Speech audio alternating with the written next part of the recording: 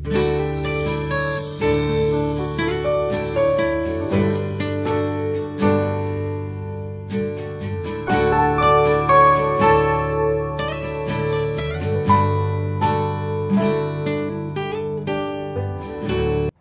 morning sa ating lahat. Hallelujah. It is good to be in the house of the Lord. Amen. Hallelujah. Salamat sa Panginoon sa pagkakataon ito na ipinagkaloob niya sa akin, lalo na sa araw na ito. This is the special day that God has given to me. Amen. Hallelujah. Pero bago tayo mag-umpisa, tayo muna ay manalangin. Lord, we praise your holy name. For there is no other name that given unto us, the name of Jesus. Hallelujah. Lord, we thank you, Lord, for what you have done in our lives, O God. And I pray, Father, hallelujah, sa araw na ito, Panginoon, let your word, O God, hallelujah, manifest in each of us, O God, mangusap sa bawat isa sa amin, Panginoon, hallelujah. That your name is so great and your powerful name, hallelujah, will be declared unto the world, O God. Thank you, Lord, hallelujah, sa araw na ito. Nawa, Panginoon, ang tanging ikaw lamang ang makita, Panginoon, sa bawat salita na aking sasabihin, O God. Thank you, Lord. Ito nga po ang aking samot dalangin. In Jesus' mighty name I pray. Amen. Hallelujah. I just want to thank the Lord kasi nga, andito na naman ako nakatayo sa inyong harapan sa araw na ito. Wala nga ng sapatos kasi nasakit ang paa. Hindi lang makita. And salamat sa Panginoon dahil sa kagalingan na iyang ipinagkaloob sa akin. I know na bawat isa sa atin ay may mga iniindang sakit. Iba-ibang mga sakit. But it will not hinder us to serve Jesus in our lives. Amen? To serve the living God, to serve the King of Kings and the Lord of Lords. Amen. Ang tema po na ibinigay sa atin ni Pastor sa buong isang buwan ay patungkol sa ating Panginoong Hesus. Amen? And sa akin, ang pinili ko is His name. Jesus' name. How special it is. Jesus' name. Amen? Ito yung sinabi nung nagpakita ang anghel kay Mary at saka kay Joseph sa panaginip na ito ang dapat ibigay na pangalan sa anak ni Mary, which is the name Jesus. Amen. The name Jesus that will save us from our sins. Amen? Amen. Hallelujah. So our title, titulo ng ating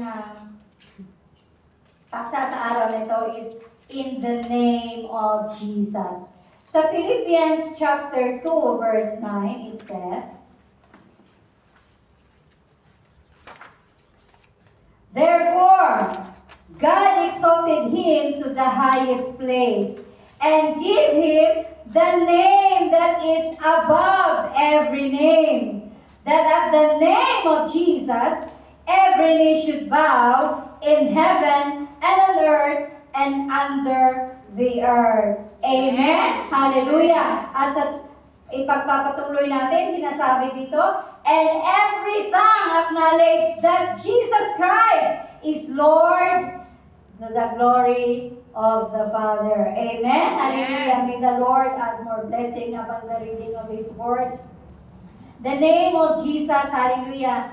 This is the name that is above every name. Who can give a highest praise to that name? Hallelujah. The name Jesus in Hebrew means God saves. His name is holy.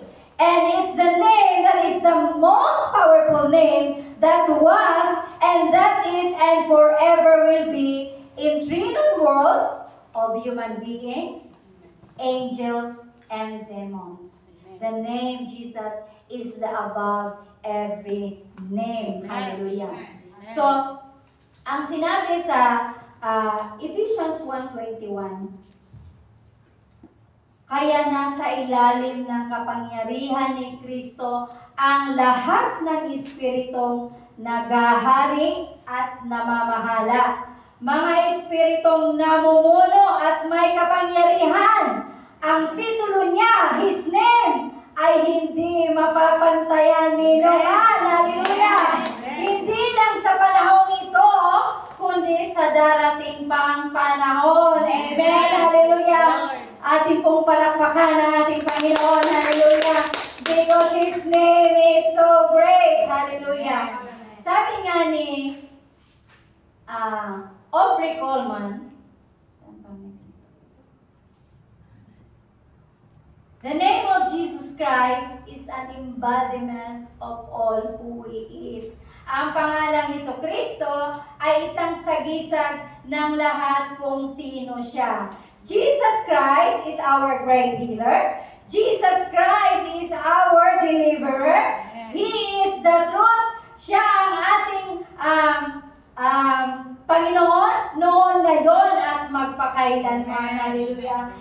God has Jesus' name ay maraming magagawa sa ating buhay. Amen? Hallelujah. Sa panalangin daw, kung gagamitin natin ang salitang in Jesus' name, ito ang sinasabi na it is submitting to God's will. Diba? Sa maraming beses, ginagamit natin ang Panginoong salita na in the name of Jesus or in Jesus' name.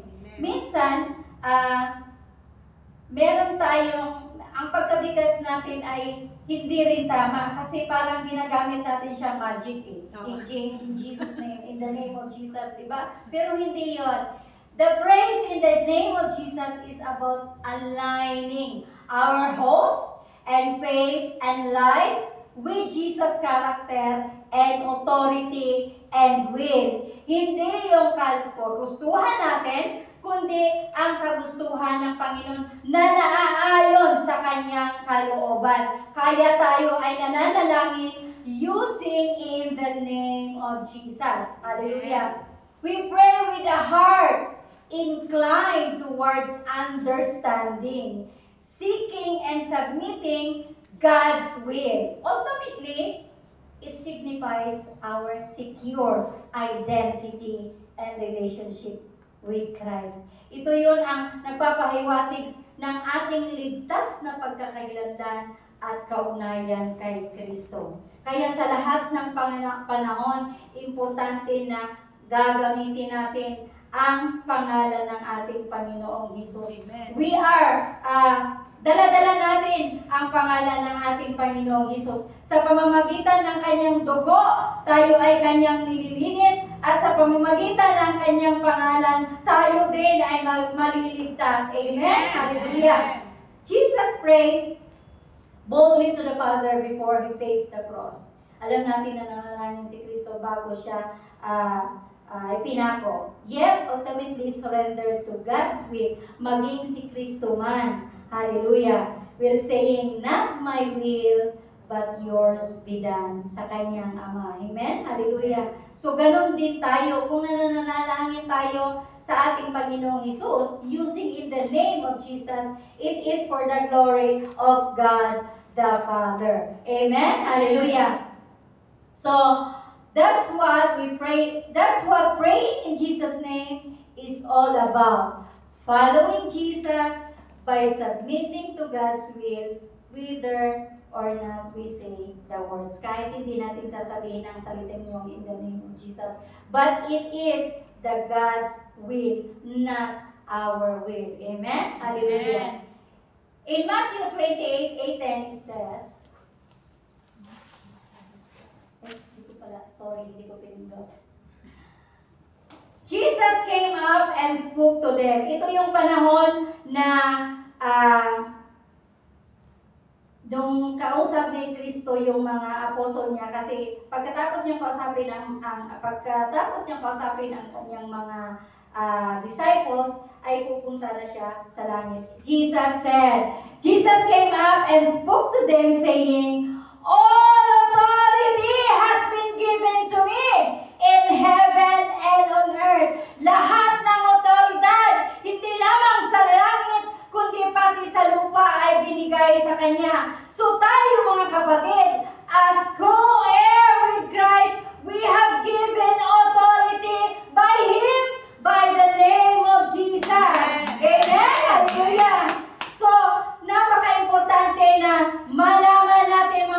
kapatid, na ang pangalan ni Kristo ay nagbigay sa atin ng otoridad sa ating mga buhay. So, ngayong umagang ito ay aalamin natin, what is in the name of Jesus? Ano ang magiging pwede nating gawin sa pangalan ni Kristo? Amen? Hallelujah.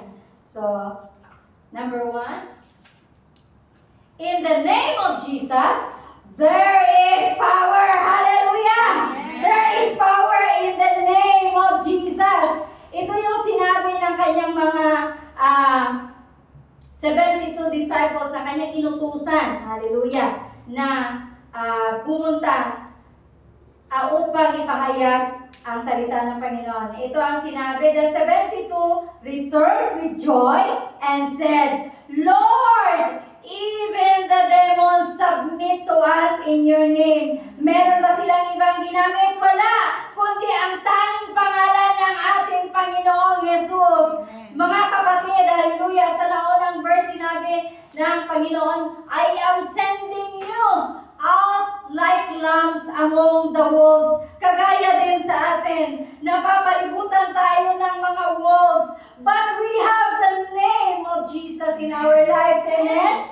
At sinabi, ang 70 na sinabihan lamang na pagalingin ang mga may sakit, kasi yun ang sabi ng Panginoon sa verse 9, ngunit sa pamamagitan ng kanilang patotoo ay nakatanggap din sila ng kapangyarihan at otoridad laban sa mga demonyo. Amen? Hallelujah! By using the name of Jesus, ang mga demonyo, hallelujah, ay nag-submit sa kanila. Amen? Hallelujah! Maging sa ating mga buhay. Hallelujah! There are a lot of experiences in our lives. Iba-iba man tayo. Ngunit ang demonyo, hallelujah, ay gumagamit ng paraan para tayo ay ma-distract. But mga kapatid, atin pong pakakaisipin that we have Jesus in our lives. Even the demons, hallelujah, will submit in the name of Jesus, hallelujah. At kasi nga, sa pangalan ni Jesus, there is power in the name of Jesus to break every chain in our lives. Hallelujah! The power in the name of Jesus to break every chain. Ano ba yung mga chain na yon? Ang dami, mga kapatid. Chain in our finances, pagsubok sa ating mga financial, sa ating health. There are a lot even sa ating mga trabaho. Alam natin, even sa pamamahay ng ating employer, nandoon palagi ang kaaway. But we have the name of Jesus that even the demons cannot touch us. Amen? Hallelujah! I remember nung bago pa lang ako sa pamamahay ng aking employer, ewan ko kung feeling ko lang, but I really heard na, kasi ang amo ko is anti-collector. So, marami siyang kinokolekta ng mga ulo na, tapos may mga, yung mga Diyos-Diyosan ng mga inchik, ang dami. So, habang nililinis ko yun, kasi kailangan kong i-wax, i-polish yun. So, I am praying in the name of Jesus. Sabi ko, Lord, in the name of Jesus, tanggalin mo kung anong espiritu meron ito. Kasi alam natin na yung mga antik, iba-ibang mga kamay na ang nakahawak nun, di ba? And we don't know how they do it, how they handle it. So, alam natin na merong espiritu sa bawat, lalo na sa mga Diyos-Diyosa nila. So, I rebuke it. Sabi ko, pinagmamalaki ko sa awang lalaki. Sabi ko, sir, pinag-pray ko na lahat ng mga antik mo. Yes, it's true. Sinabi ko yun sa kanya kasi mapagsabihan ko yung amo kong lalaki kasi Katoliko naman siya. Only my madam was a Buddhist. And then, habang nandun ako sa guest room natutulog, nagpapatugtog ako ng worship songs. Biglang may kumalabog sa likod ko. Kasi corridor na yung likod doon sa So, nakasarado yung pintuan. Naka-aircon ako, pero hindi naman siguro yun sa hangin. Yung parang kumalabog siya. Sabi ko, ano kaya yun? Sabi ko, Lord, sabi ko, hindi ako matatakot kasi kasama kita. I have Jesus in our lives. So, nireview ko ang kung ano man ang nandun sa mga oras na yun, hindi ko alam. At pinalakasan ko yung tugtog na worship song at ako ay nag-worship sa Panginoon. Hindi ako na-bother nung time na yon dahil nakatulog naman ako ng maayos. But I believe with all in my heart that it was in the power of the name of Jesus na lumayo ang kung sino man yung espiritu na yon. Hallelujah.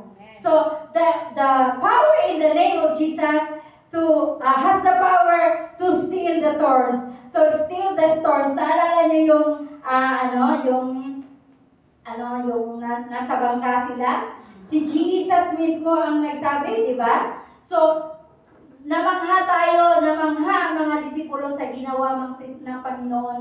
How about us? Nakasama natin ang Panginoong Yesus sa araw na ito. So, we have Jesus, we have the name of Jesus to steal the storms in our lives. And His name has the power to give us peace of mind. Ang pangalan ng ating Panginoong Hesus ay makapagbibigay sa atin ng kapayapaan sa ating pag-iisip. Amen? How many of us believe in that? That if we call in the name of Jesus, Lord, hallelujah, bigyan mo po ako, Panginoon, ng kapayapaan ng aking pag-iisip. Yan ang pangako niya. Sa siya lamang ang makapagbibigay ng kapayapaan yon, hindi ang mundong ito. Amen? Hallelujah.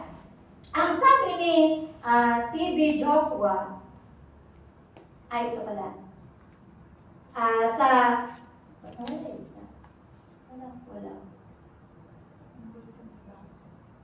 Wala, hindi siya na. Okay, iba yun. Again. Ang sabi ni T.B. Joshua, the power that flows from His name, the name of Jesus. The name of Jesus will be in the proportion to our love for His Word. Amen? Hallelujah. Ang kapangyarihan na dumadaloy mula sa Kanyang pangalan, ang pangalan ni Jesus ay nagiging katimbang.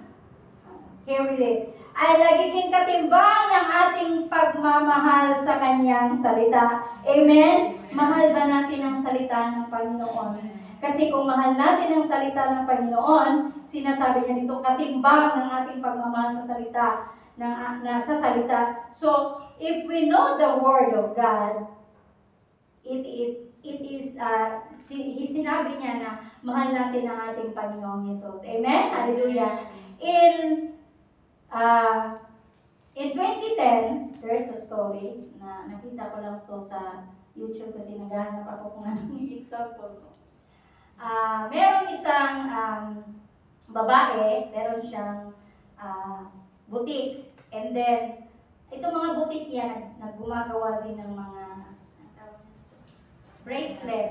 Pero yung mga handmade, yung mga bracelet na may mga Bible verse kasi both parents, ang mga parents niya ay Christian. So, pinapaalala sa kanya palagi ng kanyang mga magulang na patungkol sa Panginoon at kung paano gagamitin in times of troubles, in times kung may mga pagsubok sa buhay, ay magagamit niya ang pangalan ng ating Panginoong Hesus. Pumasok yung isang lalaki. Meron siyang isang customer yung time na yun. Friend niya, and then nag-uusap sila patungkol sa Biblia, kung ano yung kabutihan ng Panginoon, kung ano yung mga pangako ng Panginoon. And then, meron isang lalaki pumasok na naka-wear ng may hood na jacket. Tapos, ito pala ay mang-hold up, rubber. And then, nung tinutukan na sila ng baril, siya mismo ang tinutukan ng baril. Sabi, hold up to. Sabi niya, huminga siya ng malalim. Ano ba? At alam niyo kung anong nasambit niya? In the name of Jesus, sabi niya, in the name of Jesus, get out in my store. In the name of Jesus, hindi siya natakot. Tinutukan din yung kaibigan niya, pero hindi siya nagpatinag. He only says, in the name of Jesus, in the name of Jesus, with boldness from the heart, in the name of Jesus, get out in my store. And you know what? Umalis ang lalaki. Hallelujah.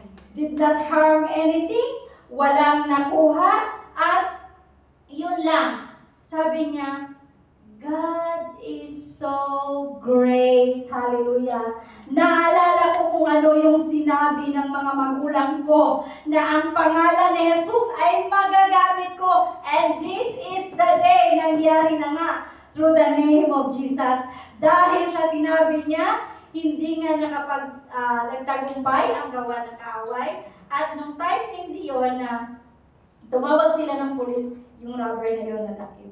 So, you see how powerful is the name of Jesus, di ba? Kahit one time, nung hindi pa dito yung boarding house ko, sa kabilang boarding house, yung kasama ko, naririnig naman niya ako na nagpipray, lalo na ng panahon ng COVID, kasi every night nagpipray kami sa grupo ko. Nagsabi siya sa akin, Ate, ano ba? Araw-araw na lang ba kayong nagpipray? Sabi niya, naririnig siya sa amin. Araw-araw. Alam niyo mo anong ginawa ko. Sinabi, kasi hindi ko siya sinasali sa prayer ko kasi makulit niya. Sinasali ko siya, Lord, ingatan mo siya sa kanyang pagtatrabaho sa araw-araw. Ganito sinali ko siya. And then one time, yung kapatid niya at saka yung pinsan niya sa Pilipinas, magti-take ng exam. Ewan ko kung anong exam. Parang let exam lang ata yung sa board exam. Let ba yan? Ngayon, wala akong sa loob. Ngayon, basta, sabi niya, Ate, pag-pray mo naman yung ano ko. Sabi niya, so, nag-ano siya sa akin, so, I do it. Nag-pray lang naman ako, wala akong ginawa. But I pray in the name of Jesus. And then, lahat naman tayo pag nag-pray, di ba? We use in the name of Jesus. And then, pinag-pray ko sila, simple lang. Sabi ko, Lord, dalangin ko, Lord, na bigyan niyo sila ng wisdom, knowledge, and understanding. Yun man, kasi mag-take sila ng exam. At paalala nila lahat ng kanilang review, Lord. At dalangin ko na makapasa sila sa exam. Wow, praise the Lord, hallelujah! Nagkapasa nga sila sa exam. Alam mo, ano tuwang-tuwa niya, Ate, salamat! Sabi ko, bakit? Sabi niya, salamat Ate kasi nakapasa sila sa exam. Sabi ko, salamat sa Panginoon, hindi sa akin. Nag-pray lang naman tayo. Wala tayong magagawa. But si Lord ang may higit na kakayahan na kaya sila nakapasa. No? So, there is power in the name of Jesus. Hallelujah. Ang sabi sa ito na nga. Sorry. Sa John 8:32, then you will know the truth. Sino ba yung truth? It is Jesus, di ba? And the truth will set you free. Sa pamamagitan ng pangalan ng ating Panginoong Hesus, which is the truth, it will set us free. Free from bondage of sin, free from the captives of our lives. Ang daming captives natin sa ating buhay, di ba? Na hindi tayo makaka-overcome. But iisipin natin mga kapatid, hallelujah, it is not our mind that we can free from all of this. It is by the name of Jesus, hallelujah. Call unto Him. Pray with Him by faith in the name of Jesus. Hallelujah. Hallelujah. Thanks be to the Lord. And then next, number 2.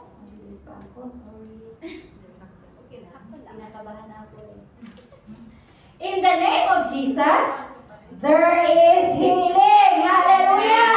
There is healing in the name of Jesus. Sa Acts chapter 3 verse 6, ito ang sinabi ni Peter.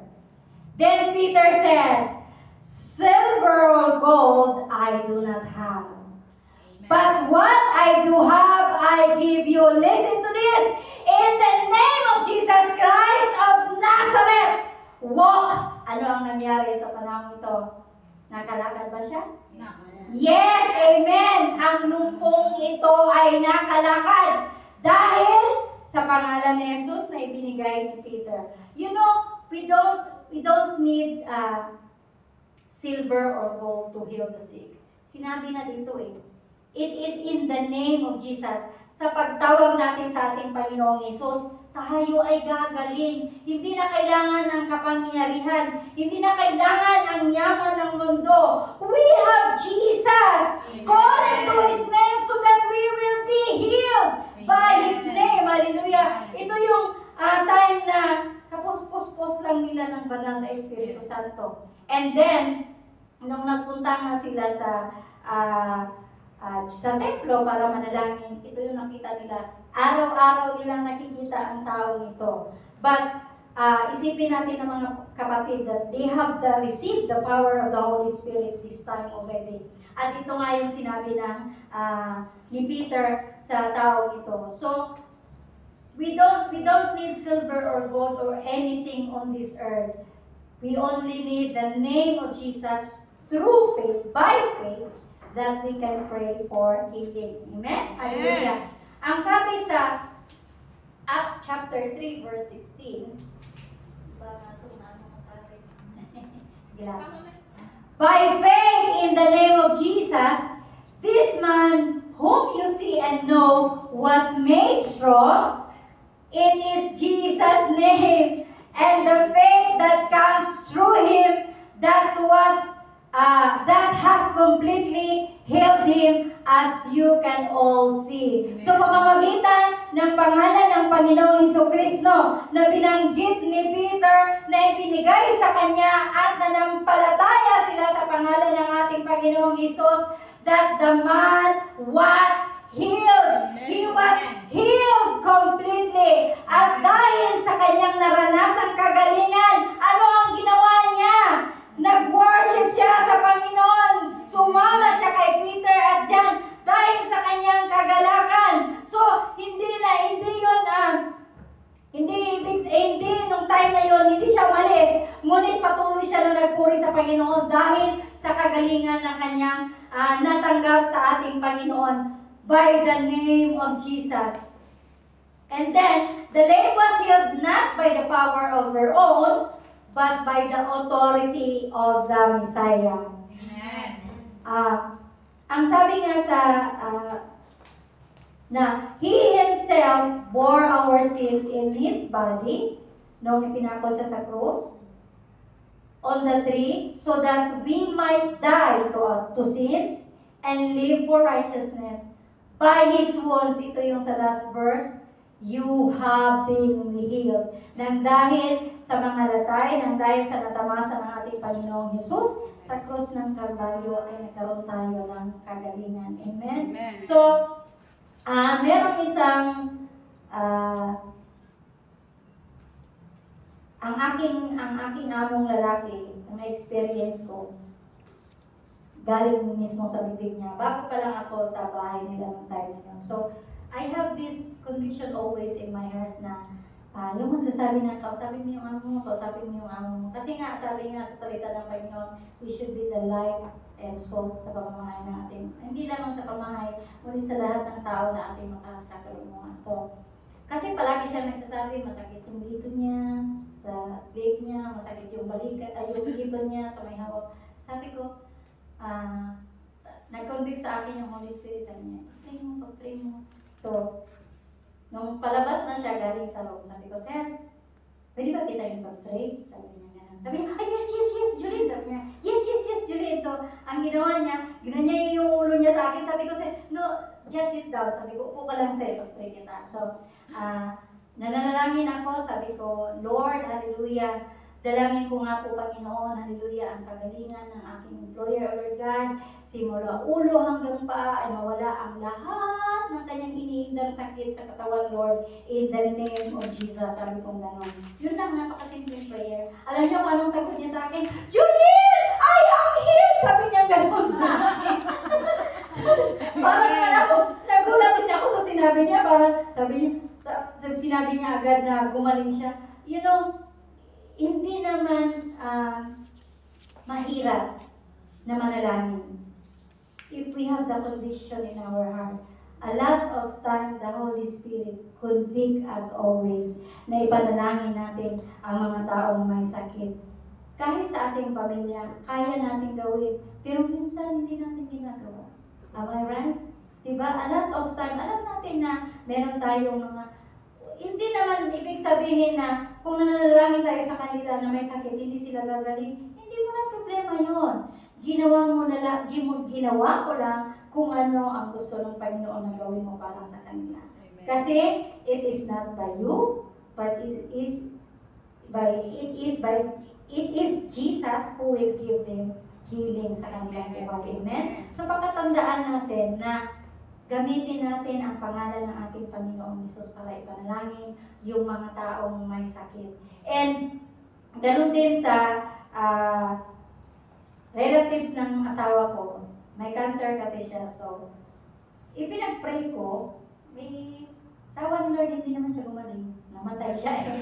I praise and thanks the Lord for what He has done. Kasi nga, naipanalangin ko siya. And then also, yung kapatid ng madam ko, namatay na siya. She has cancer. Nung time na, ang tawag dito, nung time na malala siya sa kanyang sakit, nakita ko sa mukha ng aking employer na babae na, syempre kapatid niya yun namimiss niya, malayo siya kasi nasa Taiwan sila. And then, sabi ko, Madam, don't you worry. We have hope. Gagaling pa siya, sabi ko. Pwede Madam na ipag-pray ko siya? Sabi ko yung gano'n. Nakipag-usap ako sa among babae. She is Buddhist. Ang Diyos niya ay iba. Sabi niya, o sige Jillian, pwede. Sabi niya, okay. Sabi ko, yung kanta ni Don Moen na, You are the God that healeth thee. You are the Lord, my healer. You heal my wound. Basta yung kanta niya, I forgot, sorry. And then, bago ko siya ipinalangin, yun ang kinanta ko. Kasi, I have something in my heart that I should ask the Lord, but I worship Him first. I ask Him na bigyan siya ng kagalingan sa kanyang sakit na nararamdaman. So sabi ng kapatid na amo ko, through phone ko lang siya nakausap, hindi personal. Sa pamamagitan lang ng phone. Kasi nung time na yon, nag-usap sila ng amo ko. Nagsabi siya, Julian, can you pray for her? So pinapanalangin ko siya. Sabi ko, Lord, hallelujah, ikaw ang mamayari ng aming buhay, Panginoon. At tanging ikaw lamang ang nakakaalam, Panginoon, sa lahat ng aming iniindang sakit. Dalangin ko, Lord, ang kagalingan niya sa lahat ng kanyang nararamdamang sakit. And then, nung natapos na akong nanalangin, nakita ko yung kagalakan, kahit sa boses lang, but nararamdaman ko ang kagalakan na meron ang kanyang kapatid despite sa kanyang nararamdaman. Kasi malala na yung cancer niya sa suso. And then, nung time pala na yun, umakyat na yung cancer niya sa utak. So, but I praise and thanks the Lord kasi narinig ko yung kagalakan sa boses niya. And nagpapasalamat ako sa Panginoon dahil binigyan ako kahit sa maikling panahon na ipinapanalangin ko siya. And most of the time sa ating buhay, lagi natin iisipin, kapatid, na kung tayo ay nananalangin sa ating mga kapatiran, hindi yon dahil sa ating sariling kagustuhan na siya ay gagaling. Hallelujah. Kung hindi man siya gagaling, sa kalooban yun ni Lord. Kung magkaroon man siya ng kagalingan, praise the Lord. Kasi ito yung magiging testimony sa buhay nila. Amen? So in the name of Jesus, there is healing. So, saan man tayo mapunta, either dito sa Hong Kong, sa pamamahay ng ating mga employer, o sa mga taong nakakasalamuhan natin o magiging kaibigan natin na may mga sakit, na may mga iniindang sakit sa katawan o even sa kanilang mga pamilya. Remember mga kapatid that we will pray for them because in the name of Jesus, there is healing. Amen? Hallelujah. Maging sa aking asawa, I praise and thanks the Lord kasi nga gumaling siya sa kanyang sakit. And then, I believe with all of my heart, it is all because of Jesus Christ na siya ay gumaling sa kanyang sakit. Amen? Hallelujah. So, number 3.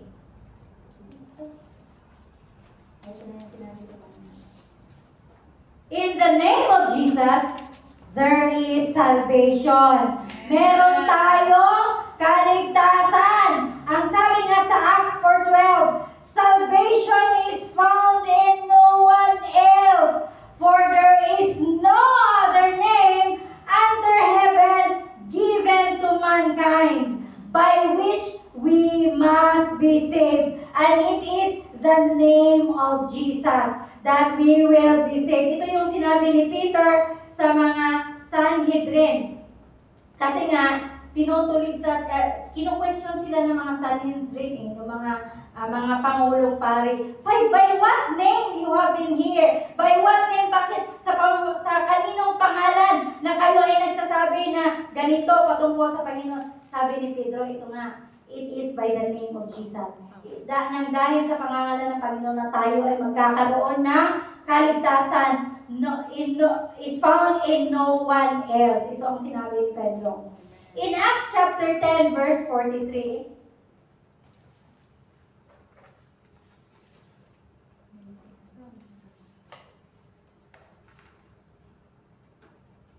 si Jesucristo ang tinutukoy ng lahat ng propeta na ipinahayag nila ang lahat ng sumasampalataya sa Kanya ay patatawarin sa kanilang mga kasalanan sa pamamagitan ng Kanyang pangalan. So in the name of Jesus, magkakaroon tayo ng kapatawaran sa lahat ng ating mga kasalanan. Kasi nga, sa pangalan ni Jesus, only the name of Jesus that we can be saved. Kasi nga sabi sa Romans 10:13, for whosoever calls on the name of the Lord shall be saved. Amen. Kung tayo ay tatawag sa pangalan ng ating Panginoon, tayo ay maliligtas. Meron ako nakita sa YouTube na isang babae na nung time na yon, kasi sa Amerika, palagi naman silang dinadalaw ng tornado, di ba? Doon sa kanila ang tornado palaging nangihimagsik ang tornado sa lugar ng Amerika. And then there was this lady. Malayo pa lang ang tornado, ang mga bahay, lahat ng mga bahay na dinaanan, wala na, ubos na. Papunta na sa bahay niya yung tornado na malakas. Alam niyo kung ano sinabi niya? In the name of Jesus, I rebuke you! I rebuke you na hindi ka makakarating sa aking tahanan. Sabi niya, ikaw ay lalayo. Sabi niya, hindi niya tinigil. And then, she was, nagkakaroon na siya ng init, ng sigasig na i-rebuke yung tornado na yon at nag-speaking in tongues na siya, but he is using in the name of Jesus, in the name of Jesus. Yun lang ang palagi niyang sinasabi. Alam niyo, sa lugar nila, yung bahay lang niya ang hindi dinaanan ng tornado. Hallelujah. Diba? Naligtas siya dahil sinambit niya ang pangalan ng ating Panginoong Jesus. At meron ding isang Muslim sa Indonesia ay, di ba, nagkaroon ng tsunami sa Indonesia. And then, there was this Muslim girl na, bago pa man nangyari yung time na yun, is, nagkaroon siya ng panaginip. Sa lahat ng mga nakita kong mga testimonies, lalo na yung mga Muslim na naging Kristiyano, nagpapakita sa kanila si Jesus is through dreams, sa pamamagitan ng kanilang panaginip. At ito iba, kasi nananaginip siya na nasa loob daw sila ng bahay niya, pero yung bahay niya walang bubong. Walang bubong. So nagtaka siya. Pero sa labas, ang daming tao. So, hindi siya lumabas, tininanan niya, sabi niya, bakit maraming tao dito? And then naputol yung panaginip niya. Anong kinaumagahan, ayun na, nagkaroon ng lindol. And then, after the lindol, nagsitakbuhan na yung mga tao, naghihiyawan, kasi nga, nawala yung tubig sa dagat. Kasi yun naman yung signal pala na magkaroon na ng tsunami. And then, on that time, nung wala na ang tubig sa dagat, nung nakita na nila na nagtakbuhan ng mga tao, tumakbo rin sila. At alam natin, mga kapatid, na yung mga Muslim, kilala nila si Kristo as prophet.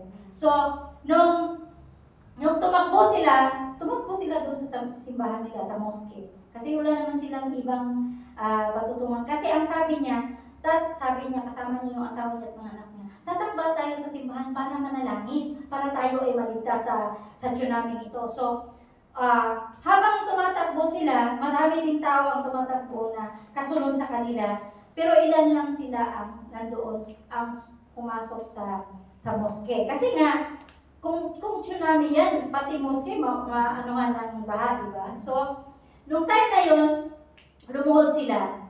At alam niyo ba, sabi niya, bakit ako nung time na yon na imbis si Allah ang tatawagin ko, bakit ang pangalan ni Jesus ang tinatawag ko? Sabi niya, Jesus, save us! Jesus, save us from this tsunami! Yun lang ang sinabi niya. Jesus, save us from this tsunami! And you know what happened? Kasi nga, nandun na yung, ang sabi niya, nung tiningnan niya yung sea, yung wave, ang tawag ito, yung dagat, mataas pa sa mos. Mataas pa sa mos. Pero nagtaka sila. Bakit? Tumigil yung tubig. Hindi pumunta sa kanila, tumigil yung tubig. So nung nakita na, kasi nagtaka rin siya sa sarili niya, bakit niya tinawag si Jesus sa time na yun? Jesus, save us, sabi niya. So, nung tumigil yung tubig, tumakbo sila, yun yung time na umalis sila, tumakbo palabas, and then pumunta sila sa mataas na bahagi para hindi sila abutan ng tubig. So, yung mosque, syempre, nung umalis na sila, nagpatuloy yung tubig. So, na-wash out yung mosque. Lahat ng bahay na-wash out. So, anong nagiging pinakamaganda sa story niya? Kasi, nung nag-testify na siya, kasi alam natin sa Indonesia, marami na rin mga pastor na nagpunta doon. And then, nung kinausap siya ng isang pastor, sabi niya, kaya pala yun yung ibig sabihin sa panalangin ko na bakit walang bubong yung yung panaginip kasi niya. Sabi niya, si Jesus ang aking bubong. Amen. Jesus is my rope. Siya ang nagprotekta sa akin laban sa tubig na iyon na hindi kami mamamatay. Kasi nung time na yon, kung hindi natigil yung tubig, lahat sila patay. But sabi niya, Jesus in my room. At yung mga taong nakita niya sa labas ng bahay nila nung time sa panaginip niya, yun yung mga taong namatay. Yun yung mga taong namatay. So, see, there is salvation in the name of Jesus. Naligtas sila nung time na yon. Hindi dahil sila ay Muslim, kundi tinawag nila ang pangalan ng ating Panginoon Jesus. Amen? Hallelujah. Palakpakan natin Panginoon. So, in the time na sila ay naligtas dahil sa pagtawag nila sa ating Panginoon Jesus. Sabi sa Romans 9, if you confess with your mouth that Jesus is Lord and believe in your heart that God raised Him from the dead, you will be saved. Because it is with your mouth that you confess and in your heart that you believe that Jesus is risen from the dead. And then we will be saved. Amen? Hallelujah. Napakabuti ng ating Panginoon. Hallelujah. Bakit? Despite sa ating mga kasalanan, kasi kung tutuusin, we are already dead from our sin. But Jesus gave us His life. He died for us on the cross as we celebrate today the communion. Hallelujah. Napakabuti ng ating Panginoon dahil binigyan niya tayo ng eternal life sa ating pananampalataya sa ating Panginoong Jesus. By faith ay nagkaroon tayo ng kaligtasan. Amen? Hallelujah. Sorry, hindi boy. Meron dito sa salvation. Remember yung mag-ano tayo, yung anong tawag dito? Yung tayo ay magti-testify patungkol sa kaligtasan ng ating naligtas, di ba? Yung mag-ii tayo, mag-evangelize tayo. Meron tayong sasabihin, di ba?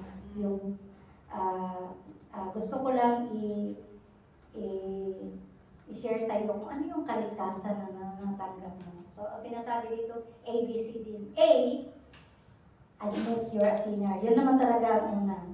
You admit that you are a sinner. Kasi sa Romans 3:23 sinasabi, for all have sinned and fall short for the glory of God. Lahat tayo ay nagkakasala sa kalwalhatian ng Panginoon. So, we should admit that we are a sinner. And B, believe.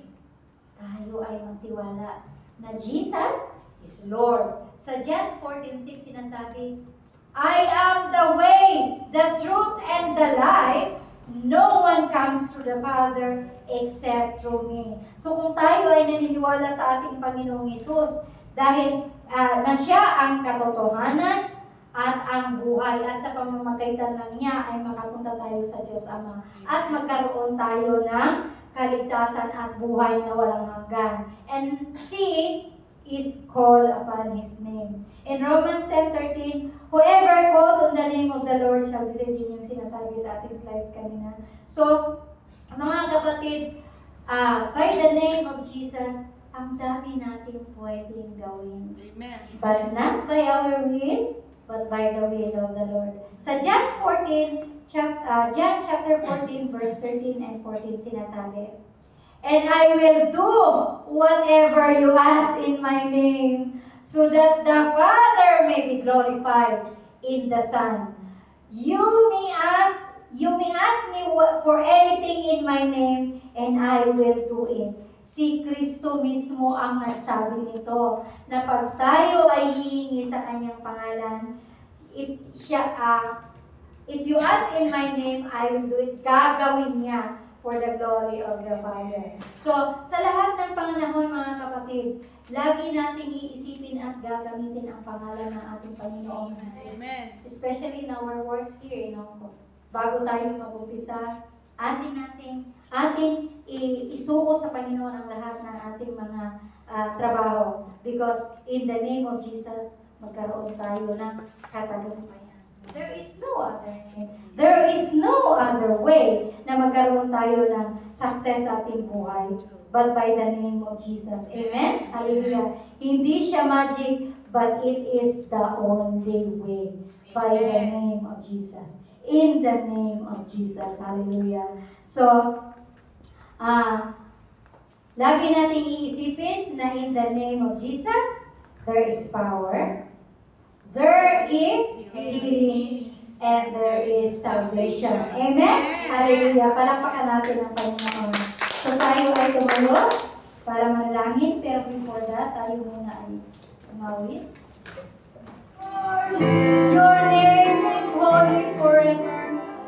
Your name is above every name. Hallelujah.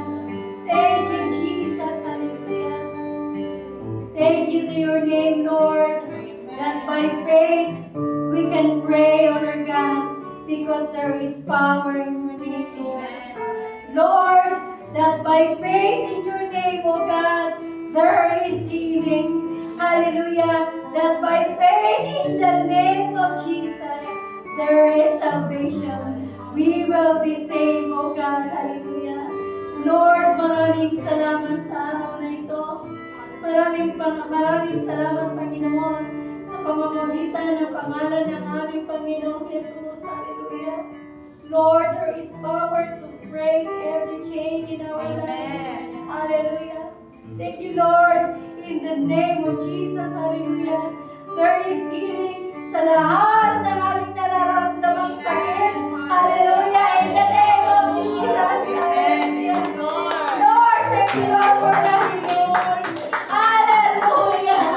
Hallelujah, Lord. Hallelujah. Lord, we already claim the healing in the name of Jesus. Hallelujah. And thank you, Lord. Hallelujah. Because you have given to us your name that we can be saved, O God.